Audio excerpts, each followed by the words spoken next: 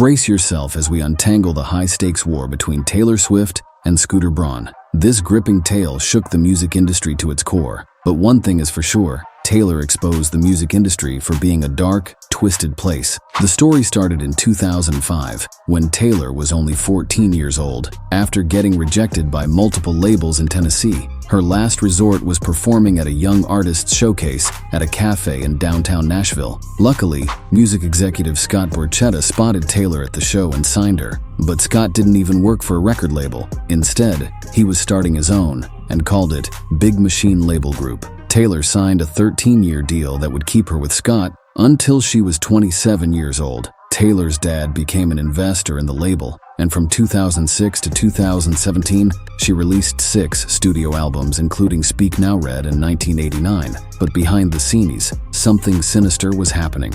Although Taylor became one of the most successful selling artists in music history, Big Machine owned the masters to all of her albums. This meant Taylor's music never belonged to her, and Big Machine controlled everything. But in 2018, Taylor's contract was up and she wanted to change it up. Taylor's lawyer suggested Big Machine sell her albums back so she had full control over them. This way, if a commercial or movie wanted to use one of her songs, she could authorize it herself and earn a cut. But Big Machine said they would only sell Taylor her records under one condition. They said they would sell them back only if she made even more albums with them. Big Machine would only hand over one album for every new album Taylor made. But to Taylor, this wasn't a fair deal, so she parted ways with Big Machine forever. But the war was just getting started. In November 2018, Taylor signed with a different label, Republic Records. She joined clients like Ariana Grande, Drake, and The Weeknd under her new contract. Taylor fully owned every album she released. But while things looked up for Taylor and her new label, little did she know one of her mortal enemies was plotting something against her.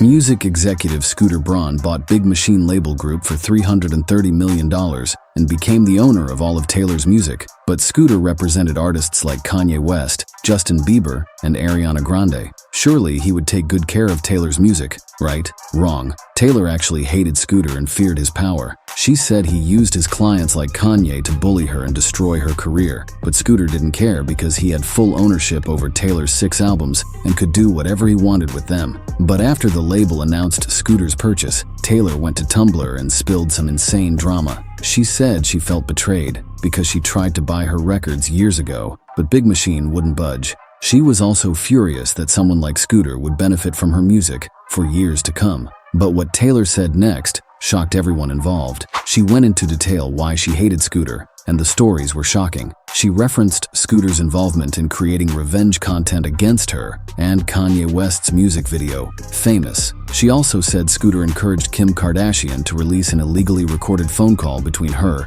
and Kanye. But then Scooter used his immense power again and told Taylor she couldn't perform live anymore. In 2019, Taylor revealed Scooter said she couldn't play any of her old songs at the 2019 American Music Awards. Scooter also said she wasn't allowed to use them in her upcoming Netflix documentary Miss Americana. But Scooter said he would let Taylor use her songs under one condition.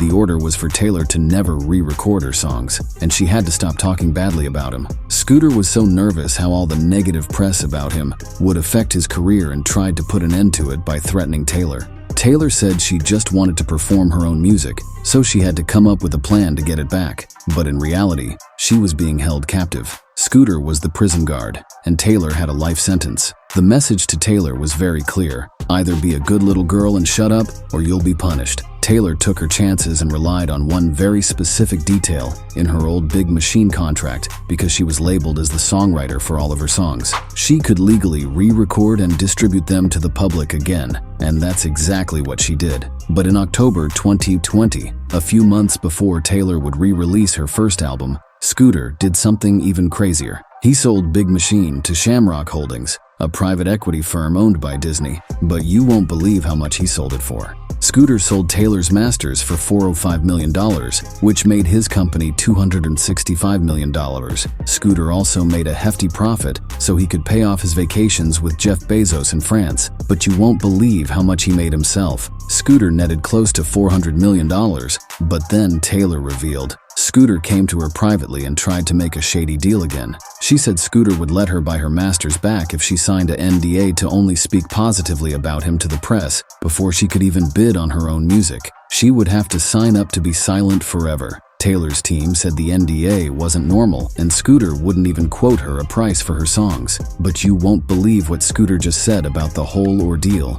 He claimed Taylor was lying about the whole thing, and she refused to buy the masters in the first place. But then something insane happened when she started re-recording since 2018. Taylor has re-recorded 3 albums, and each was marked with the phrase Taylor's version. This allowed Taylor's fans to actively support her new albums and give her even more money. Taylor still has more albums to re-record, including the critically acclaimed 1989, but 70% of the $92 million Taylor made in 2022 came from her re-recordings, which helped her become the most successful musician of all time. The feud died down for a while, but then in 2022, Scooter reignited it by doing an exclusive interview. Scooter said he had one regret about the whole situation, and you won't believe what it was. He said he wrongly assumed that every artist at Big Machine, including Taylor, would be happy about his purchase of the company.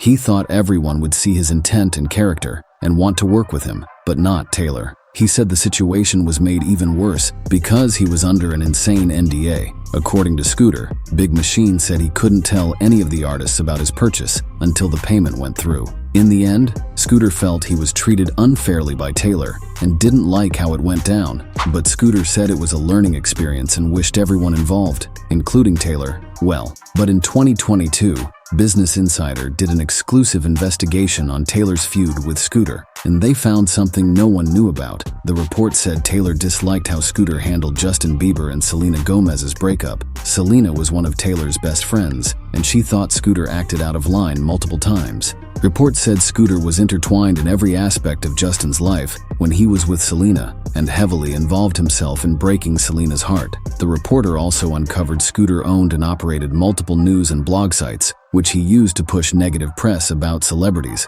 But Scooter's lawyers said the Business Insider reporter was spreading rumors and was biased because the writer had close ties to Taylor. Either way, Taylor has put the beef behind her and hasn't looked back. Her Eras tour made her over $500 million, and she's outperformed all of Scooter's clients, like Bieber and Ariana. This ate Scooter alive, and Taylor is loving every second of it. After someone tried to bury her, Taylor made $500 million playing her old tracks night after night. Whether Scooter had bad intentions or not, it's easy to say. Taylor came out victorious and tore up everybody who came in her way. But Scooter, on the other hand, has had a rough few years. Although he sold his holding company for close to $1 billion and was named Variety's Music Mogul of the Year in 2021, his personal life has fallen apart. In 2018, Ariana Grande, one of Scooter's biggest clients, fired him as her manager. Scooter had again stepped out of line and managed Ariana's personal life instead of her music career, but Scooter blamed his firing on something else. He said it was Pete Davidson's fault because Pete was Ariana's last boyfriend. Scooter also unfortunately filed for divorce from his wife, Yael Cohen, in 2021. He kept his $65 million house and private jet, while his ex-wife got the family's other $30 million house and $20 million in cash. Scooter still manages top clients like Justin Bieber,